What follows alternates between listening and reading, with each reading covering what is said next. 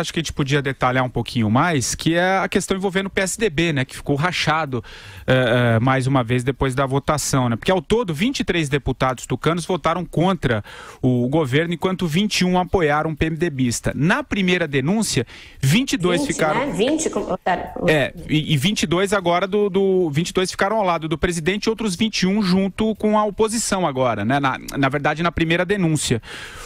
Você acha que o resultado coloca, por exemplo, o ministro da Secretaria do Governo, o Antônio Embaçaí, uma situação complicada? A permanência dele fica difícil? Como é que você vê a situação do PSDB após essa segunda votação? A situação do ministro já não era boa antes e é pior agora, porque ele é questionado dentro do seu próprio partido, não tem a liderança reconhecida pelos seus pares de bancada, não tem a liderança reconhecida pelos outros partidos, e daí cresce o Rodrigo Maia, porque é ele quem articula a pauta. Qual é a missão de um secretário de governo? A missão precípua de um ministro de governo é negociar a pauta de votações no Congresso. Hoje em dia, o ministro Antônio Embaçaí não tem acesso a essa negociação. Ele é uma figura coadjuvante nessa negociação. Os líderes partidários se reportam diretamente ao presidente da Câmara e é ali que é montada a pauta. Então, isso faz com que o Rodrigo Maia cresça, não os seus lindos olhos que não são lindos. Então, é a falta de um articulador político com peso, com força, que seja reconhecido e visto pelos deputados como alguém que é interlocutor do presidente. Quando os deputados buscam um interlocutor no Planalto, eles vão ao Padilha, não vão ao Antônio Embaçaí.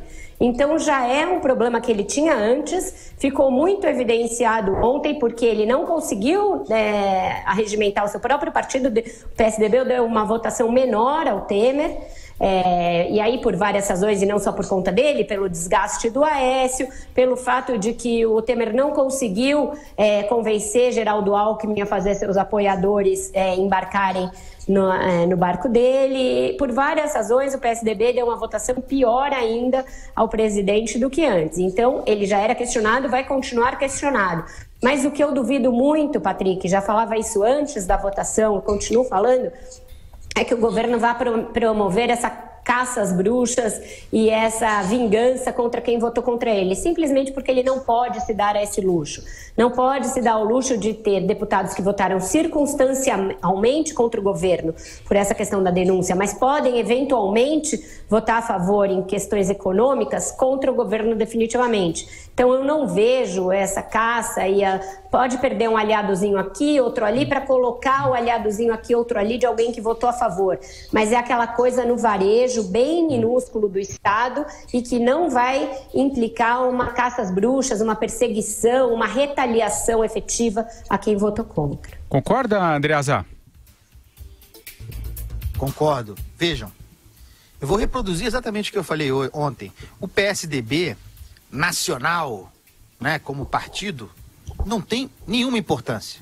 Perdeu a relevância uma série de escolhas erradas, de incapacidade de fazer análise política correta, de apresentar as pautas que a população demanda, né?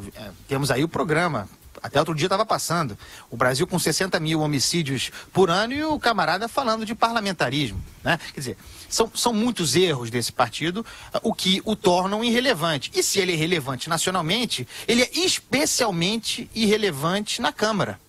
O PSDB ficou dividido, votou contra o Temer, mas também não votou totalmente. Tem os deputados ligados ao Alckmin que votaram contra o governo, mas o Alckmin deu declaração a favor do governo, e assim vai o PSDB. Aí, como a Vera disse, a situação é ridícula do PSDB, porque amanhã ou depois aparece na pauta da Câmara, do Congresso, matéria de ordem econômica, de ordem fiscal, ou, vá lá, algum arremedo de reforma previdenciária, e algum deputado do PSDB vai votar contra? O PSDB vai votar contra essa agenda econômica que é dele, do PSDB?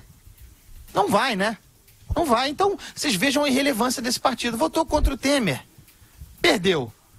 Quando for uma matéria importante, legislativa, vai votar a favor.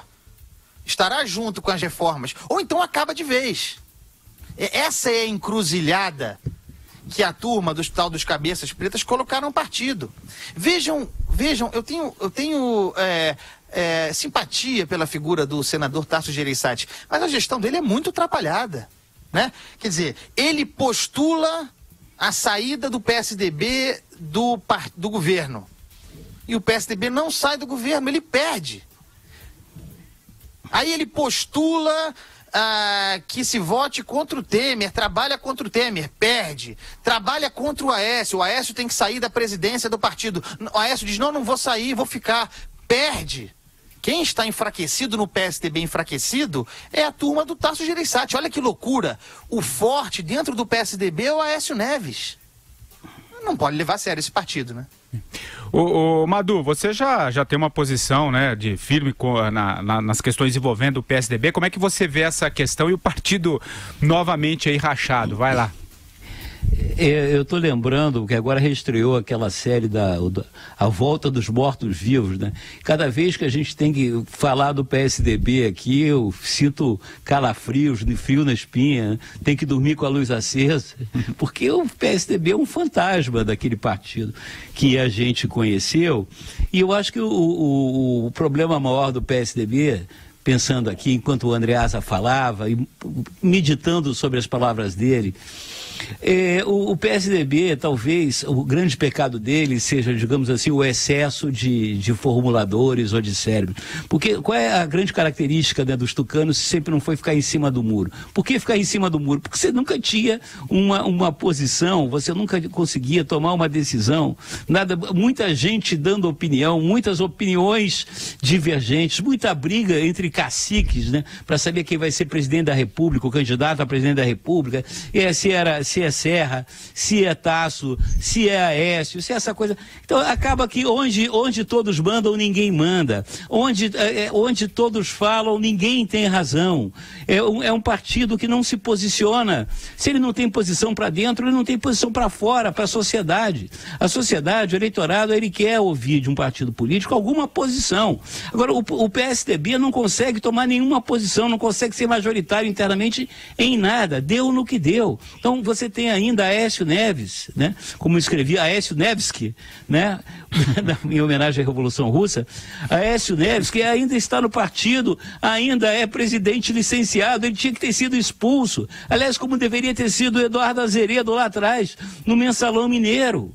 Entendeu? Então, são essas coisas que fizeram com que o PSDB tivesse esse final melancólico. Isso é melancólico. O partido que construiu o Plano Real, o partido que deu início à recuperação do Brasil, né, após a hiperinflação, termina de forma melancólica e pior, nem acabar, nem se suicidar ele consegue, nem dar um próprio fim a essa trajetória infeliz dos últimos tempos ele consegue. Se dissolver, criar um novo partido. Ora, cabeças pretas, cria um novo partido, tenham coragem. Vão à luta, deixe os cabeças brancas aí se batendo.